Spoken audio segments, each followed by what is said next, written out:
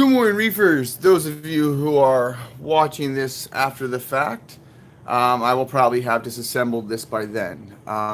Those of you who I'll give a couple seconds for the live chat for you to jump on, but I'm just going to start explaining. So, what happened here was we had a bad check valve. I turned off the check valve and it was no good. So what happened was from the factory, the rubber where they sealed it wasn't lining up properly, and it wasn't closing all the way. So when I shut this off, um, I just get, what's up, Douglas? Good morning, or afternoon now. It's afternoon. So what I'm gonna do is I have a bad check valve, and I can't really run this until I get a new one, or somehow maybe I can fix this one, but that's the problem. So because of the way I designed this underneath and with the center overflow, and I didn't give myself any redundant loops, which I probably should have came straight up and then go all the way down. You know what I mean? So, and I should have probably put the ball valve. I should have put another one over here. Because the problem I'm having is without that check valve working, I can't, water's going to drain back. So that's the only problem. I have my sand trap on the bottom, and it's coming up here, and it's picking up that sand as it's shooting up, and it's shooting, up around here. So I am actually going to take this out. I'm going to mount this on the wall like a trophy, and I'm going to rebuild a new one, actually. And I am going to do a volcano, and I'm going to design this to be the bobbit worm tank, and I think I'm just going to make the whole back wall. So, what's going on, Christian? The bulkhead was bad. That, or not the bulkhead, but this thing. I don't know why it's the stopper, the valve. I can't think of it right now. But yeah, it was quite frustrating. But that didn't work. And you can see when you look inside that there's like silicone or something all on the piece. So, yeah, that thing didn't work at all, which is bad. So anyway, the problem with designing plumbing like this, okay, no one would ever do this in a normal situation, but I should have went all the way up, looped it, and then came back down, because as soon as I took that off, I had to drain the tank. I had no choice. Yeah, check valve. I'm like drawing a blank. But so what I'm gonna do now is I'm actually gonna take this out, and I need to extend the lip on here, because when it was raining, it was overshooting that. So I have to add some to the back side here. I thought I could get away with the short pieces, but I thought this would create like a suction and kind of pull it in. But it didn't happen. So I am going to redo this piece. I learned a lot. That is one of the things. I'm going to make a new one, and I'm going to just drill the back, and I'll put it up against the wall. So I'm going to do it just for fun, because it wasn't so bad. This was a weird piece, and like I said, I did too many twists and turns, which is great. If I would fill the sand up, it actually looked good. That wasn't so much the problem as the check valve. So, damn. I could get another check valve, but either way, you can't do anything with the check valve and take it off, because there's no ball valve there. So the water, you know what I mean, defeats the purpose of the check valve. You have to drain the whole tank to use the check valve. So yeah. But that was cool. I do like how that came out. That little vortex. You could see as I would turn the pump on, it would suck all the sand. So if you got it going, it would run pretty nicely, and it would keep going and keep going. You just had to tune the pump. The pump's a little too powerful, honestly. So that extra loop, I was so worried I wasn't going to have enough power to pump that sand. But, dude, that little pump was overpowering the sand like crazy. So you really don't need a powerful pump to lift that sand. And that's one of the smallest DC pumps.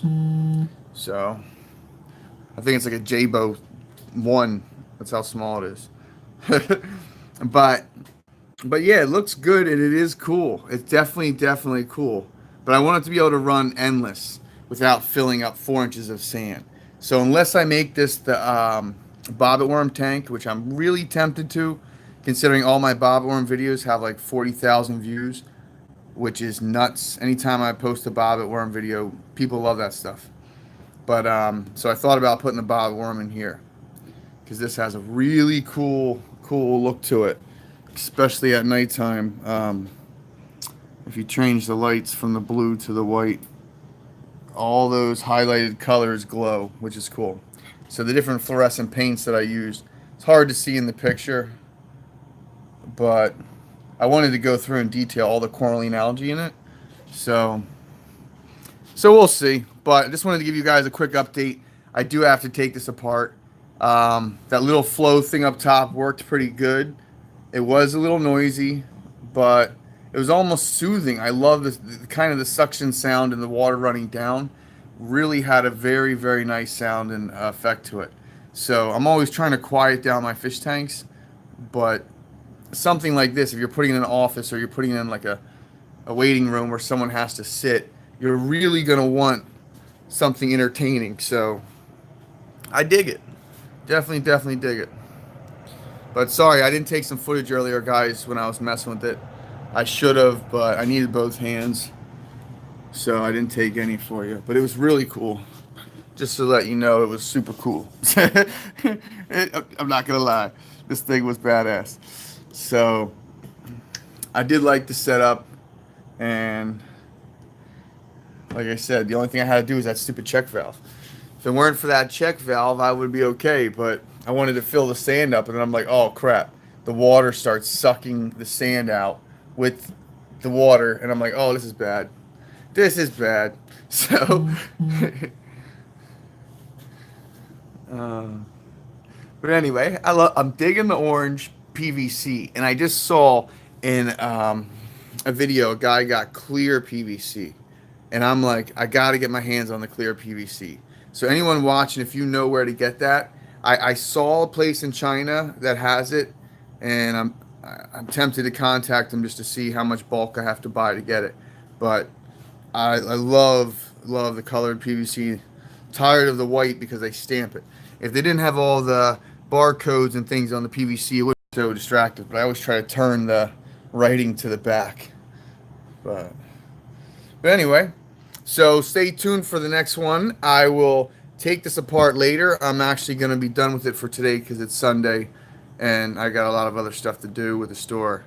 The artist wants to come back in and put some murals on the wall, and he really, I gotta get the electricians in there and all that stuff. So I have a lot to think about. So I'm gonna take a break from this, but what I'm gonna do at nighttime is I'll start molding that backdraft. So I'm basically just gonna have it come down the whole front, so it'll have just a beautiful fall the whole way down, and then I'll just have the whole front to sand pick up.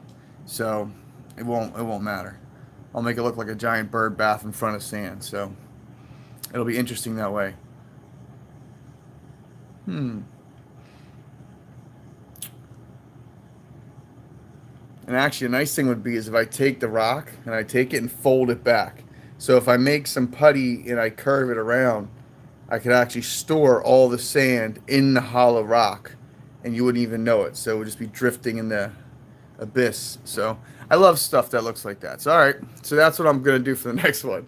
And this one, like I said, it's gonna get mounted on my wall like a trophy, because it was fun. I had a great time doing it. Always gets me every time. All right, I'm wearing my Frankenstein shirt. This was a great show I went to.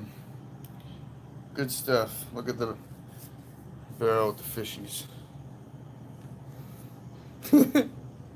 So, all right, let me see. Work buttons. Oh, that's gotta get my pencil out. I was using it to control my screen. So, all right, so we're back on this. I'll give you guys, like I said, another update in a little bit, but I have to drain the water out just so I can move it and take that tank off the top and get this piece out of here. But the rock was fun making it. I highly suggest you guys try it. The putty's awesome.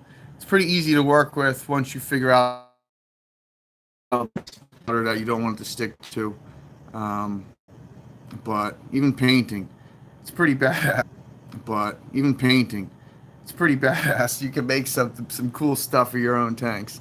So making your insert, making something custom for your corals to grow over. I know the 3D printed stuff is awesome. So I keep getting disconnected. My internet. I want to get back and finish this painting too. I haven't had a chance to finish that, but I'm working on some stuff. Trying to reconfigure the office because I come back here a lot. I spend a lot of time back here, so it's a little shop. But yeah, let me know some more ideas, and I think that's it. I don't see any more comments, so this worked pretty good. The drain handled it, and it never even turned on the skimmer. So, but the sock worked really nice.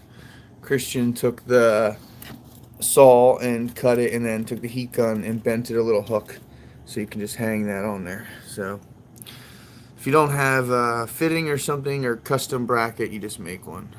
Mold some putty, put it on the end. It's always fun. Take your epoxy. There's more uses for stuff than you can think of, but you need a custom shaped hook, anything. So, alright guys, thanks for watching. As always, happy reefing. Stay tuned for the next one.